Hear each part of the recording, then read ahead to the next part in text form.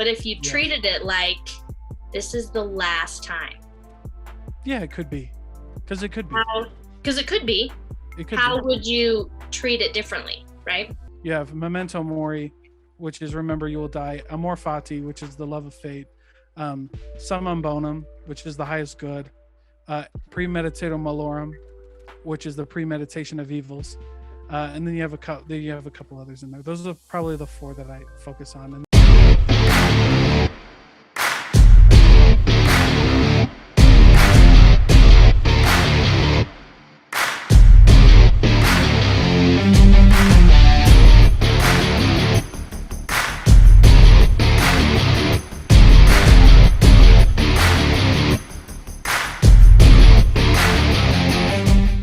What is up, everybody? Thanks for tuning in. We've got a unique one for you today, because if you're listening and you listen a lot, usually we talk about, or we're talking when we interview people, it's either women in my program or, we've got a women empowerment series going on. And so, but I had this opportunity. So Dalton here reached out to me, or he reached out on one of our Facebook groups, right? It was just, I want to get on some podcasts. And he said, he lists some topics that he felt comfortable talking, and one of them was philosophy. And then I specifically asked about Stoicism, because I've been studying it, and just today, he was telling me how it's like his favorite thing. And so we're going to talk about Stoicism today, and how, because the most of you listening are moms, right? And so we're going to use that and the philosophies and the ways of thinking and talk about how it can relate to you as a mom, right? And so before we get into that though, Dalton, go ahead and kind of introduce yourself, tell people a little bit about yourself, and so they have a background on you. Yeah, absolutely. Well, first of all, thanks for bringing me on the podcast. I really appreciate it. This is going to be really fun. I am by trade an accountant, so I went to school to be an accountant, and an MBA in finance. Then I got into sales, so I'm a salesman by career. Specifically to what you're talking about, though, I've been studying Stoicism since I was really young, and it's kind of one of those schools of philosophy that finds its way a lot to people's lives, but they might not realize it. So a lot of your listeners are moms, and Stoicism's perfect for moms and for women empowerment.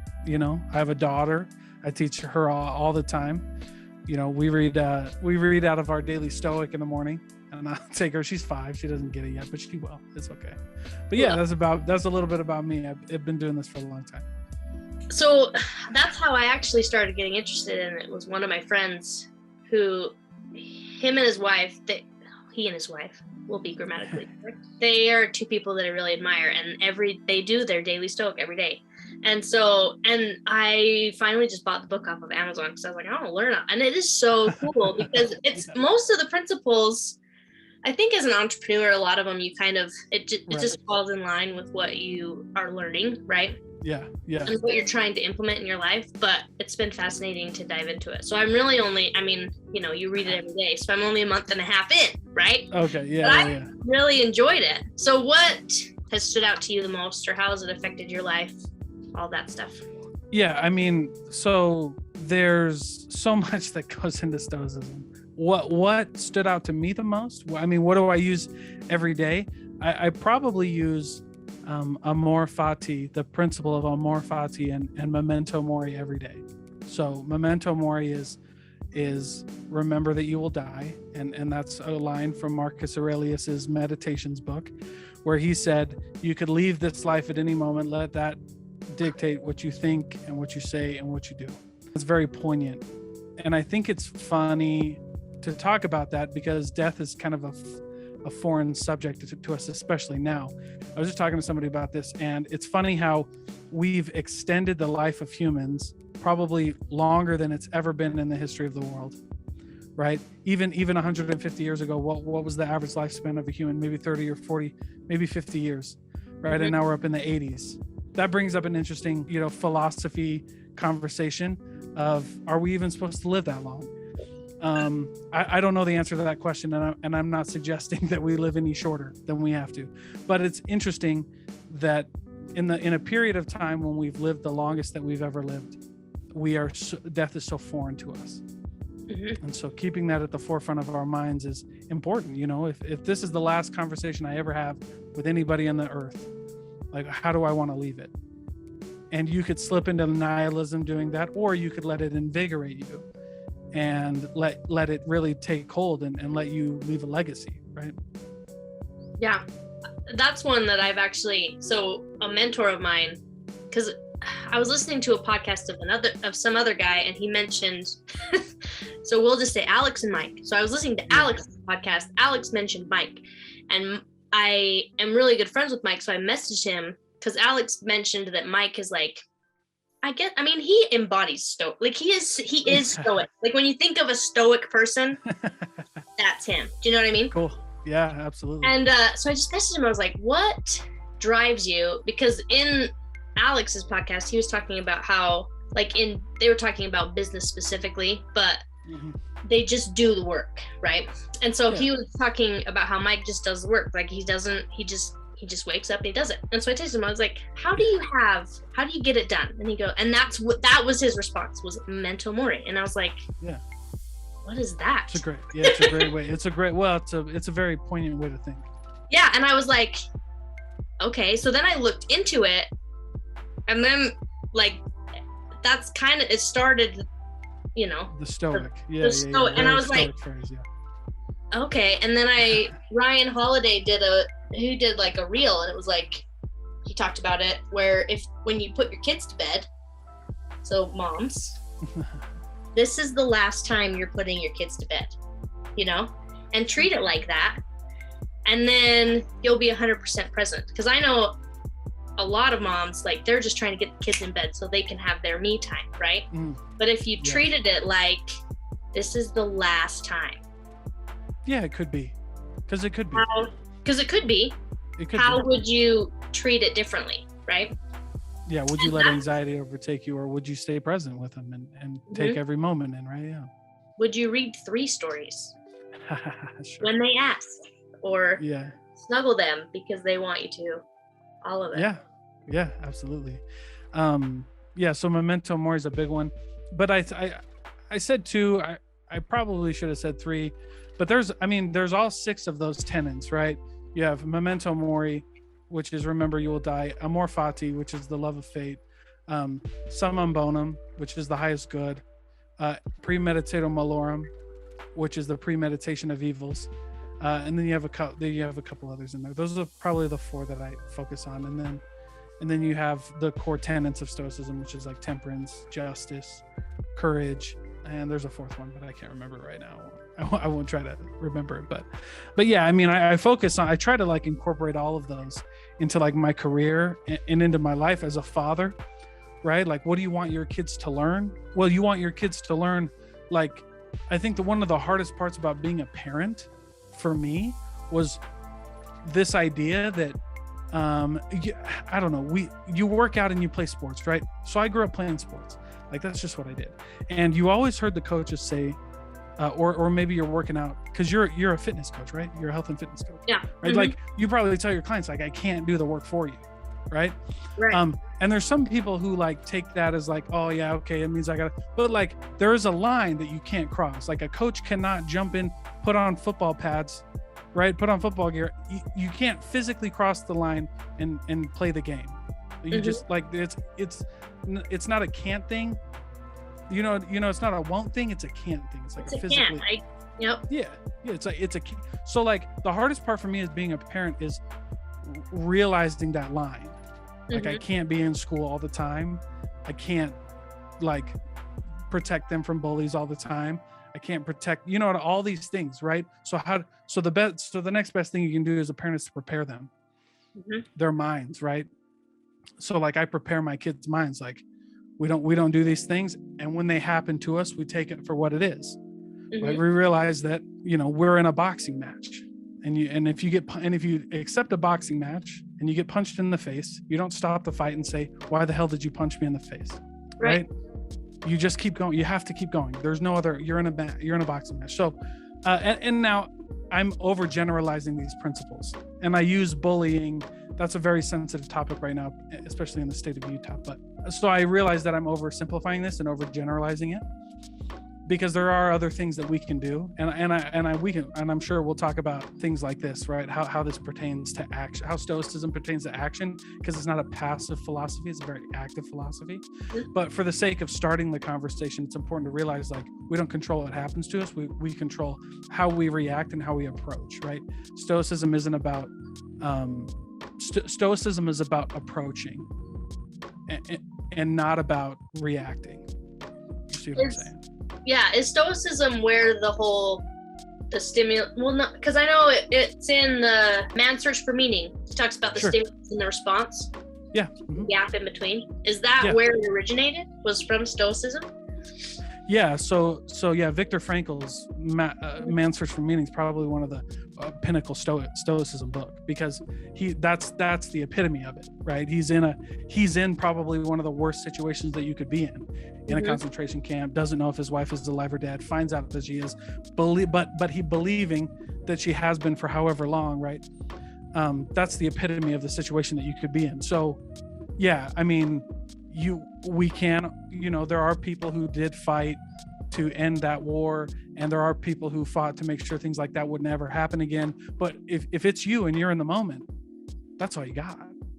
You got your will, and you got yourself, and you have to look at it, right, if you want to learn anything from it, right? And so it's very complex situations become boiled down very simply when Stoicism is applied, and that's why I really love it.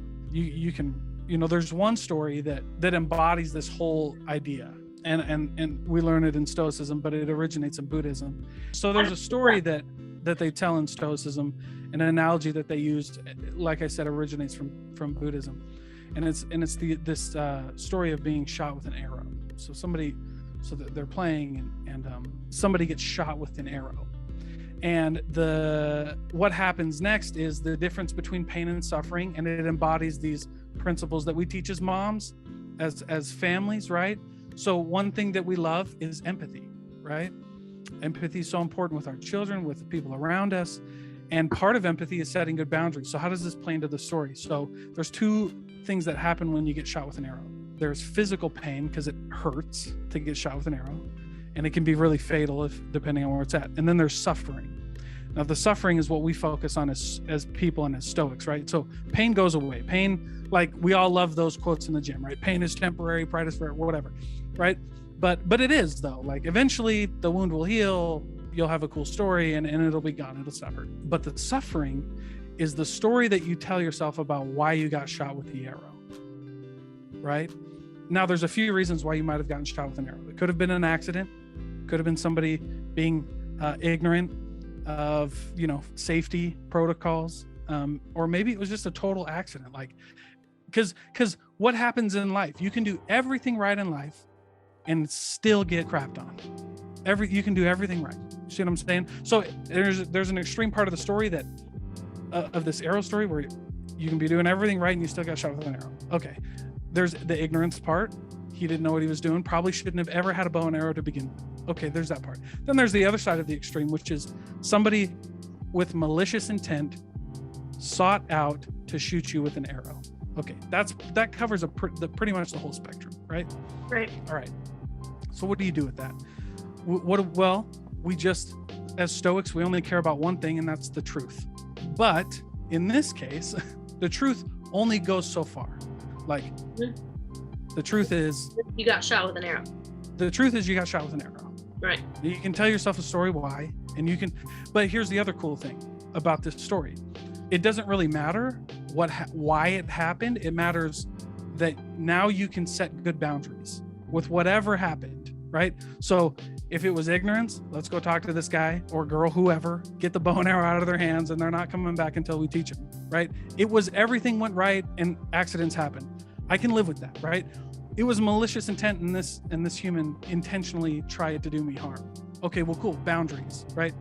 Like, I can forgive you, I can move on, but that doesn't mean I have to hang out with you every day. Mm-hmm. And that doesn't mean I have to go in the same place that you are, or go hunting with, or whatever, right? So this story kind of embodies what Stoicism is, right? Something happens to you.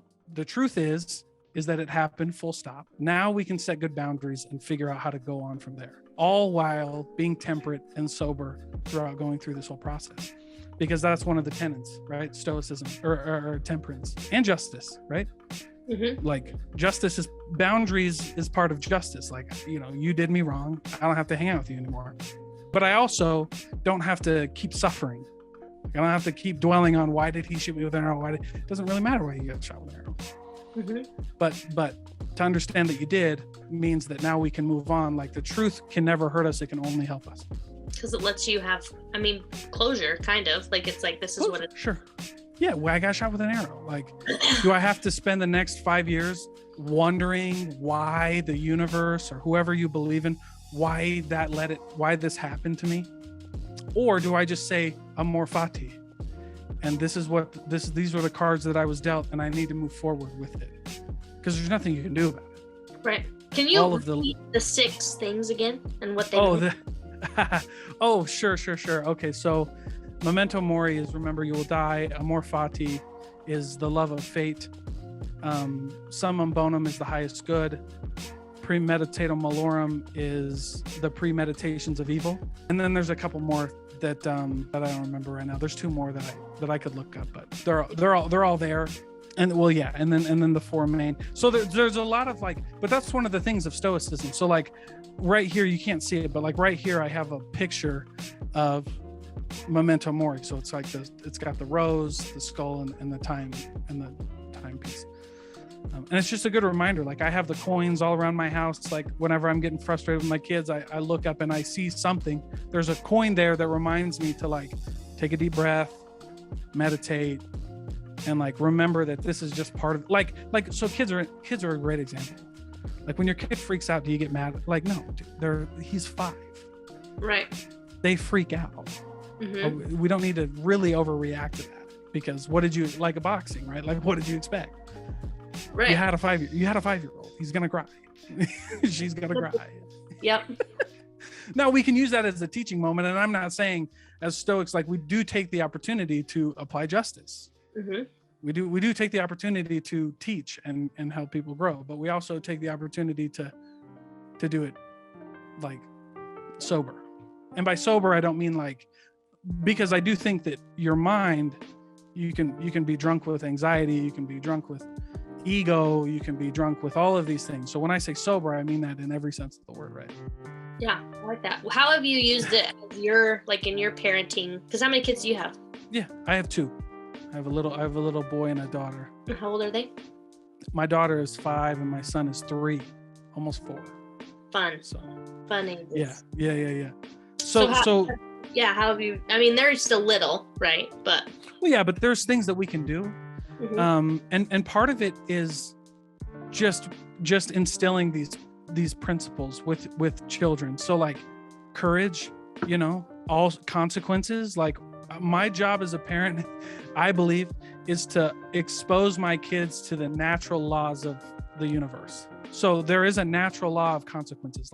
If you get yourself in a bad situation, you need to figure obviously I'm safe with my kids. I don't let them go crazy, but within the boundaries of safety, mm-hmm. I let them fall. I let them make mistakes. I let them get caught up in little lies or fibs or, as much as a 5-year-old can lie, right? Did you eat the candy? Right. No. Well, I see the chocolate all over your face. How about we try this conversation again? You know what I'm saying? Right. And then I read to them. I do a lot of reading with my kids. So that's one of the other things is teaching your kids now by the way, I'm not a perfect parent, so you're gonna come over to my house and catch my kids on tablets for sure, right? But we make time to read. We make time to learn the lessons and expose them to the laws of. So when they're playing with their friends, I don't get involved a lot when there's disagreements between them and their friends, because these are learning opportunities, right, for them. Obviously, I'm just going to say this one last time. There's a huge caveat here that if there's physical harm or things going on, obviously you step in as a parent, right? I don't feel like I should have to say that, but it's 2022. You never know who's listening. But you know what I'm saying? So within the limits, I let my kids run free. I let them get hurt. Mm-hmm. I let them learn, right? There are how to be a good human being. That's what my job is, like a contributing member of society, a good human being, because you know, you learn a lesson. Like if my daughter is mean to one of her friends at the playground and that friend stops playing with her and she comes over to me and says, so-and-so's not playing with me, my answer is very stoic. Like, well, then you probably shouldn't have been being mean. Let's examine this. There's a reason. Like, I don't step in and, well, my kid's only 5. She didn't know better. Well, that's my job as a parent. Exactly. Teach my kids and let them experience the consequences of being a douche on the playground. Like, exactly. you can't act like that and get what you want. So exactly. I think that's a stoic principle, is like, and then living with the consequences. She doesn't want to play with me anymore. Well, I'm sorry, sweetheart. Don't know what else to tell you. Yep. There's ways that you can, amend this. But if she doesn't want to play with you anymore, lesson learned, hopefully. Right. I don't fight my kids' battles very often. Well, and I put my kids in martial arts as well. So my daughter's in jiu-jitsu. Oh, very cool. Very cool. Yeah. One of the stoic principles that I really live, that I love, is that, and this is my spin on it, but there's something sacred about getting your ass kicked. Right. Very sacred. And I use that word intentionally, like very spiritual about somebody physically and all the other words. And again, it's like, there's something sacred about getting knocked down and having to overcome obstacles and realizing that, you're not the best in the world, and eating your piece of humble pie that everybody has to eat. I'd rather you learn it at 5 than 35. Right. That you're That's so true. I'd rather you learn at 5 that you're not the shit than at 35, because if we waited till 35, we got a problem. And that, but it also gives confidence. Like you learn how to win and you learn how to lose. Well, and if they can overcome that early, yeah, at 5, like if she can learn how to get back up, and overcome that frustration that comes from being beaten down, because life beats you down, right? Yeah, and it's a good practice for me as a parent, because like I know jujitsu very well, and I'm not perfect at it, and I get my ass kicked, and that's why I'm in jiu-jitsu, because it's a great tool. But for me as a parent, you want to experience something really painful, let your kid go play a sport and then and then keep your mouth shut the whole time and watch your kid get beat up. That's hard. Right. I've had to do that, because in jiu-jitsu it's like you're in a safe environment. This is about as safe as lesson as you could teach a kid. There's instructors around, and you can't get on the instructors, you can't get on your kid, you can't tell that kid to like ease up, and you don't want to yell at your daughter because she doesn't know what's going on, right? So you just got to sit there and take it. So it's a great tool, especially as a dad. You have that masculine urge to like save your daughter like a damsel in distress, but that's not who I'm raising. Right. I'm raising a fierce woman who can fight her battles, and she needs to, because one day I'm not going to be there. Right. So. Ooh, I like that. I like that a lot. Yeah. So that's part of it. Like, everybody applies Stoicism differently, but that's how I've kind of approached it with my kids, exposing them to natural consequences as much as I can, not stepping in, giving them the tools to handle it. So so earlier, I think it was before we started recording, you mentioned your mom and how she, whether she knew it or not, she was applying the principles into her parenting. So how did you see her do it for you? Or, Sure. Yeah. Here's what it was. Here's the one lesson we never forgot growing up. At least what she tried to teach us, and that is 100% accountability. 100%. Like, amor fati is nothing. Is life doesn't happen to you; it happens for you. See what I'm saying? And so sometimes we're not responsible, or sometimes it's not our fault. Sometimes shitty things happen and there's nothing you can do about it, and it's not your fault, but it is your responsibility. It's so funny. So I just got, I work in sales, big accountability career. Yeah. Because you're responsible for your number, and it's 100% out of your control, but you got to figure out how to do it anyway. And it's so funny. So I made a mistake at work. Not perfect. I'm a good salesman, but I'm definitely, nobody bats 100. And I made a mistake at work, and my manager goes, "Hey, it's time to, let's sync up after this." So we get on the call. I knew I was going to get my ass chewed out because I knew what I did wrong. And it was a great, and but one of the reasons we get along is because he believes in, he practices Stoicism and I practice. And so he goes, hey, Dalton, let's cut the bullshit. Tell me what you should have done differently. I told him, and he's like, great. He's like, this is what you need to do, taught me a good lesson. And then he said, time to move on. So, okay. And it wasn't like, he came out of the gate and he was like, no excuses, no bullshit. Mm-hmm. You need to tell me what you should have done differently. And if you're good, you know what you should have done. Right. So that was the biggest lesson, is like responsibility and accountability. That like, it doesn't matter what goes on around you. You have to figure out how to make it work, because if we are a creditor to the things that happen to us, we're in debt forever. Ooh, say that. Good. Yeah. If we're a creditor to the things that happen around us, we're in debt forever. It's true. Yeah. And you know what? My life changed when I really got what my mom was saying and my grandpa. Like, I grew up in a Polynesian household. When I really understood my dad and all these things, what they were saying, which is nobody cares. Like, we all have a pile of shit that we're dealing with. Mm-hmm. Right? And it happens to everybody. And my story is not unique. I grew up poor. I grew up hustling. I have the same story as everybody. I was, homeless after I served in LDS mission. I don't know who's LDS or who's not, but in that culture, if you go on a mission, it's supposed to change your whole life, and roses are supposed to fall out of the sky, and you're gonna walk down a paved gold, and none of that happened. Right. Actually, the opposite happened for me. Right. So like, the worst part about excuses is that they're real, is that they're valid. Mm-hmm. Your life did suck. You did grow up poor. Your mom was an alcoholic. Your dad was an alcoholic. I never got a shot. It's all true. Right. No one cares. Like, and they can't. Like, we all have the same story. So you gotta go. And how does that leave room for empathy? That's what somebody's asking right now. Somebody paused it and said, how does that leave room for empathy? Right. And my answer for that is it leaves all the room for empathy. I get it. I understand. It's hard. It sucks. I'm with you, and you can still make it. Like, despite all of that, the obstacle is the way. What impedes action? What is Marcus? I'm not going to get the quote right, but essentially what he says is, the impediment of action advances action. Because you're just moving the opposite direction. No. You're moving through it, right? There's a story of. I see what you're saying. Yeah. You just move through it. It's like, this is what I think is supposed to stop me is actually what's going to propel me. Oh yeah. Uh-huh. You know what I'm saying? It's like weightlifting. It's like the more weight, the stronger you get. Mm-hmm. And you've never lifted that much weight until you lift that much weight. Right.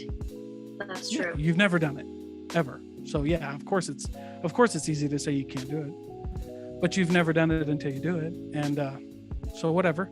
So okay. Are you gonna look at it, or are you gonna do something about it? Yeah. And by the way, I don't care which one you do. Like, that's kind of the universe is like, I don't care which one you do. Mm-hmm. But I'll tell you the way. But if you want to know how to get better, you're gonna keep going. You're gonna lift it. You're gonna go. Mm-hmm. And everybody's got their way. Like, motherhood is extremely difficult. I would not be even kind of the success I have. What little success I have right now would not even be remotely possible without my wife. And my wife and I have a dynamic where she chooses to stay home with the kids, mm-hmm. and I work, and it works for our relationship. I realize it doesn't work for everybody, or some people don't want to. Right. But motherhood is extremely difficult. Mm-hmm. And it wouldn't. But a lot of it is overcome. Like, mothers practice Stoicism all the time. You just don't put a label on it. And that's fine. Don't label it, whatever. Well, a lot of, like, as I've been reading the book, I'm like, man, this is exactly, I love this, but it's exactly how I think, Right. And so I think I just related to it really well. Well, a lot of people do. It's making a comeback because this is the world that we live in. Like, right. And I'm not going to get political. I'm just going to tell you the facts. In 2020, the government shut everything down, told small businesses they weren't allowed to open. Some of them. The government labeled certain individuals essential and other people not. Yep. Political or not political, I don't really care why. But we had no control. Some people got hurt and some people didn't. Exactly. Who was right? I don't know. I don't know who was right. It doesn't matter. Exactly. Exactly. So all the politics aside, we had no control over it, you know? And there's a million conversations that you can spin off of that. But at the end of the day, you have to look back. You got to look at your coins. You got to look back in the mirror and you got to say, look, are we going to do this or are we not? Right. Because you've never done it until you do it. So this is we're taking it a different direction for a second. But okay, cool. It's because it was the one I think it was the one today where he talks about, I put it on my Instagram, so I have to read the exact quote. But because I come from a family of worriers, right? Oh yeah. Yeah. Oh yeah, today was only bad dreams. And yeah, it's only bad dreams. And so the quote is, there is nothing more certain in our fears that's not yet more certain in the fact that most of what we dread comes to nothing.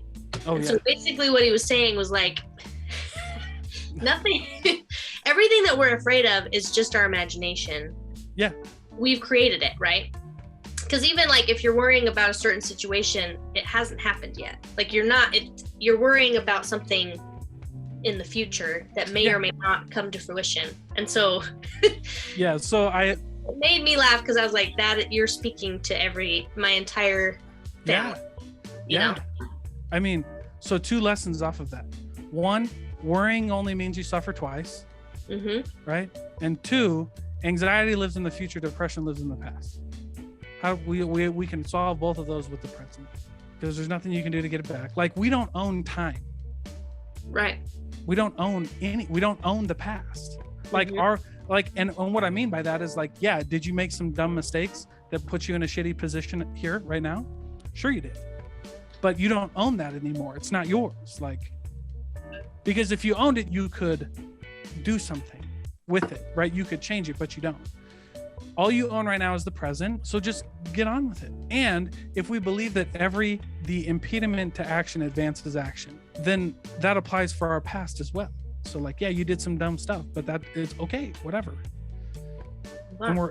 And it's fine. It's not a big deal. Like temperance, sobriety, that's what we live by. It's like, yep, you messed up. All right, cool. Keep going. And by the way, like, I love part of Stoicism is just like experience. You know what I mean? So like, I've been fired, I've been yelled at, I've been cussed out, I've been without a job, you know, whatever, right? As a Stoic, we shouldn't fear change. And the reason we shouldn't fear change is because we're prepared for it. So premeditatio malorum is the premeditation of evils. So at any point in time, you should have in your mind's eye everything that could go wrong. So like, but it doesn't matter because you're prepared. So one of the great ways I incorporate this into my sales, or anybody can, but for me, this is how I learned the lesson. And that was, I know I have a skill that I can take anywhere. So if my boss was listening to this podcast and he called me on the phone and said, I don't like what you just said, you're fired. That's okay. My door is less than 5 feet away. I would have a job before I walked out of my house. It's okay. Fire me. That's cool. That's fine. It's not a big deal. Right. Would that happen? Now, am I actively trying to get fired? No. But you have those in your head, right? So like, what are the things that could go wrong? And that's a counterintuitive approach to what we are supposed to be. Like, if you listen to all this hustle culture and all of this, you know, all of these things like positive affirmations and by the way, if that works for you, that's fine. Right. I'm not ever knocking anything. Like, how you live your life is how you live your life. But for me, I keep in front of my mind, like, everything that could go wrong. And it doesn't make me nihilistic, which is to say, like, you know, it doesn't make me throw everything to the wind and say, screw it. But it just makes me prepared. Like, if this could go wrong, I'm ready for it. Well, it's kind of like that plan for the worst, hope for the best, but expect, or what is that? Plan for the worst. Yeah. Hope for the best, plan for the worst. Yeah. I mean, it's just good advice. It's just good advice. Good advice. Yeah, it's just great. So I do that. Like, I prepare, like, when I go into a situation with my kids, I'm all right. And then you're not surprised. Like, and then I'm not mad at my kid because they did something dumb. Like, some kids just, you know, they don't want to get in trouble, so they lie. Okay. All right. We know that's not wrong, but I'm not going to take it personally. I'm not personally offended that you chose to maliciously evade me. Right. Just what they're kids. They're 5. They're 10. Your 16-year-old just did something stupid. It's not a personal attack on you. Like, some of us view lying as like a personal attack. Right. And the more personal we take things, the less management we have over the situation. Okay. See what I'm saying? Nothing's personal. Like, you work with clients every day. How many clients do 100% of what you tell them to do every time? Not 100% of them. Not 100% of them. And do you take it personally that somebody, how dare you? Right? Yeah. You can't. You'd be out of business. You would never take another client again if you took it that personally. No. Nope. You're 100% right. So, like, okay, you messed up. Like, I expected that. Okay, cool. Yeah. I figured. And I always surprise. You cannot be perfect at this. Yep. Yeah. And I surprise people with that all the time. I didn't do what you asked me to do. Oh, okay, I figured. Yeah. And then they get, they might get a little defensive, but I'm like, what do you want? What'd you want me to say? Yeah. I was expecting you to be 100% perfect. Okay. You know what I mean? And we'll just keep going. It's not a big deal. Like, it's not a big deal. Like, so it's funny because Mark Twain had the quote too, right? Like, most of the horrible things I've suffered, he said, most of the horrible things I've suffered in life never actually happened. And it's that quote. It's like, yeah, dude, it hasn't happened yet. It hasn't happened yet. And if it goes down as awful as you're thinking, it usually isn't as bad as you made it out to be in your head. So one of the exercises I do, because there's a lot of journaling in Stoicism.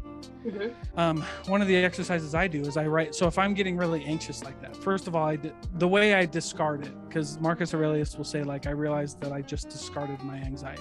So how do you do that? That can almost sound a little insensitive. Right. If you're talking with a certain group of people, which is, and I mean, it is. It's like easy for you to say emperor of the free world at the time, right? But how do you discard it? I have a journal. Mm-hmm. I write down everything that I'm worried about. Mm-hmm. And what's funny is, in my head it feels like there's 100 things wrong, but I write it down on paper, and it might be 3 things. And then my next question is, can you control it? Or what can you control about this situation? And out of the 3 or 4 I write down, maybe one has something I can control. Otherwise, it's totally out of my control. But like, seeing it on paper changes your perception of how you handle the situation. I like that. I've actually started doing, one of my friends told me, I'm not sure where she got it from, but she does something similar where she writes down everything she's worried about. And then she writes down evidence of why she shouldn't worry about those things. Yeah. And then, anyway, and I thought that was interesting. But one thing, we were talking about things that we do to discard our anxiety. And I was like, well, anytime I'm worried about something, I just write down what the worst case scenario is. Yeah, and it's usually not as bad. And she was like, oh, I never thought of, because like, yeah, that's a great one. The worst case scenario, I mean, I remember, so in 2016, I opened a gym, right? And I was worried about it because I was like, well, what if I fail? And I was talking to my aunt. She was like, well, what's the worst case scenario? And I was like, I guess I just close it. And she goes, go worse than that. Like, maybe you don't want to close it. Like, what would you do? And I was like, I guess we just sell the house and move in with my mom or something. And she goes, whoa, how terrible. Yeah. Like, yeah, I guess that's not that bad either. And she's like, I'm just saying, like, there's always a way. So even when you're worried about it, like, what you think is so bad is really not that bad. No, it's not. And sometimes and by the way, I'm going to go back to a phrase I used earlier, which is, all your excuses are, the worst part about excuses is that they're real. Mm-hmm. Right. So let's say the worst case scenario is you end up homeless, right? Okay. Clean slate. What do you do? I don't know. So maybe you don't do it. Maybe if the worst case scenario is you end up homeless with your kids on the street, maybe you don't do it, or maybe you solidify your plan. It just makes you think a little bit. It makes you think. Yep. It just makes you go through your but by the way, it's people who, in my experience, the people who do that exercise and think about the premeditations of evils and think about what the worst possible scenario could be, it usually doesn't happen.